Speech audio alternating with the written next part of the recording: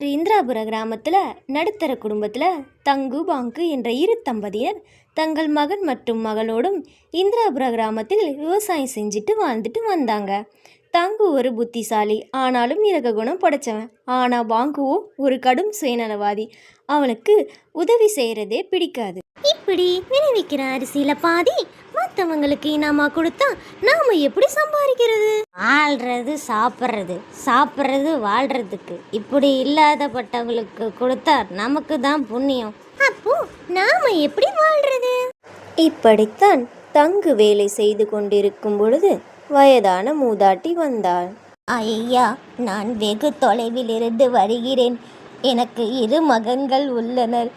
இருவரும் கல்யாணம் பண்ணிட்டு என்னை வீட்டை விட்டு வெளியே அனுப்பிட்டாங்க. எனக்கு கொஞ்சம் சாப்பிட அரிசி கொடுத்தீங்கன்னா நான் வேற ஏதாவது வேலை செய்து அந்த அரிசியத்தை காசு திருப்பி கொடுத்துருவேன் ஐயா. ஐயா, நீங்கள் வருத்தப்படாதீங்க. நான் உங்களுக்கு தேவையான அரிசியை அளிக்கிறேன். நீங்கள் திரும்ப தரணும்னு அவசியம் இல்லை. ஏன் இப்படி பண்ணுறீங்க? இங்கே நமக்கே அரிசி இல்லை. நீங்கள் வேறு எவரிடமாவது கேளுங்க. அமைதியாக இரு பாங்கோ. என்னிடம் பணம் இல்லை. இந்த பணத்திற்கு பதிலாக என்னிடம் நாணயம்தான் உள்ளது. அதை வைத்து கொள்ளுங்கள். இந்த விலை மதிப்பில்லாத நாணயத்தை வைத்து நான் என்ன செய்வது?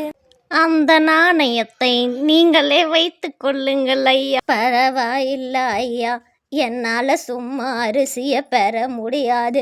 நீங்கள் இதை வச்சு கொண்டு எனக்கு அரிசியை கொடுங்க. சரி ஐயா, கொடுங்க, நான் பெற்றுக்கொள்கிறேன். இந்த விலையில்லா நாணயத்தை கொடுத்து விட்டு விலையுள்ள அரிசியை வாங்கிக்கிட்டாங்க.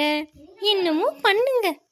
அப்படி இல்லை பாங்கு, இதை பார்த்தால் ஏதோ விலையுள்ள நாணயம் போல் உள்ளது. ஆமாம், அரிசியை பெற ஏதோ அந்த பெரியவர் இந்த விலையில்லா நாணயத்தை கொடுத்தார். பாங்கு, நான் கடை வீதி சென்று சேட்டு பசலாலிடம் கொடுத்து பார்க்கிறேன். சேட்டு, இது என்ன நாணயம் என்று பார்க்க முடியுமா? குடு தங்கு, நான் பார்க்கிறேன். சேட்டு, தங்கு, இது ஒரு அதி விலையுயர்ந்த நாணயம். உனக்கு எப்படி கிடைத்தது? எனக்கு ஒரு வயதான முதியவர் அன்பளிப்பாக கொடுத்தார். சரி, நான் வருகிறேன் சேட்டு.